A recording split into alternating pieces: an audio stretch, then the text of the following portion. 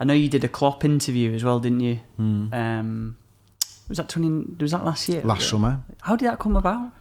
Well, we got one the year before on the summer tour, so Paul interviewed him a year before, and then we thought, like, we try and go on the tours whenever we can, and obviously we've both got young kids and Is this families. like through the club then, or again, No, just we pay ourselves to go over. So Paul's been, I think, 3 times now, and then I think the one where Paul went, maybe I just had a second kid or something like that, and my second kid had been born, so I didn't go that year or whatever. So I went last year, so it was like, well, it's my turn to interview him if we get an interview, but you don't know you're getting an interview with him. Like, it's very off the cuff type of thing, and they'll say to you, look, yeah, be here at this time.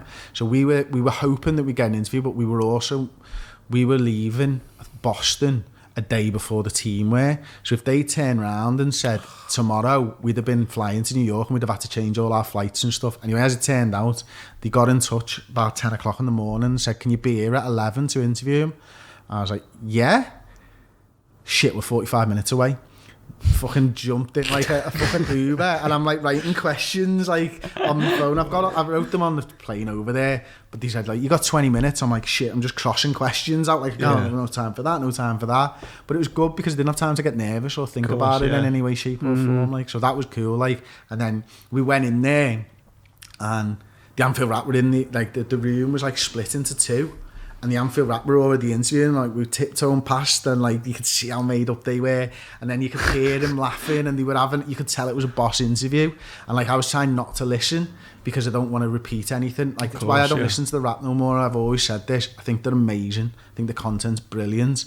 But I used to find that when I listened to it, I didn't know whether I was repeating points that I'd heard on there or they were my own, so I just had to stop listening to it because I felt like they're not my views anymore, and I'm not sure if they were my views or that it's been tainted. But yeah, so I tried not to listen to it in case we were doing the same things. Turns out they did this amazing thing where they spoke about that, like the parade and all that, and that 24-hour period, and that was a completely different direction to what I was doing. And then as I was in there, the Echo lads walked in, and they were like the next ones. So Jürgen came in, the Echo lads went out, we interviewed them and stuff.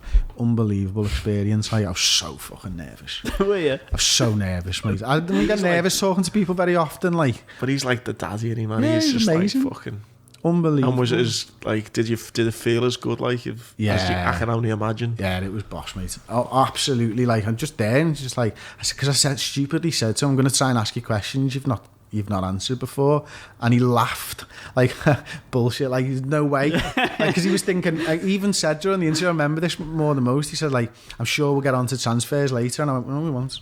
I'm not interested in hearing about transfers. It's just not what I'd rather hear about coaching and your staff and how you do it than if you're gonna fucking sign someone. That's not me. Like, other people enjoy transfers and I hate it. Yeah, it's boring for me. Like, I'd rather, because I always think football fans forget that your team can get better by being coached. Like, we just seem to think that transfers the answer to everything, and they're not at all. Like. No,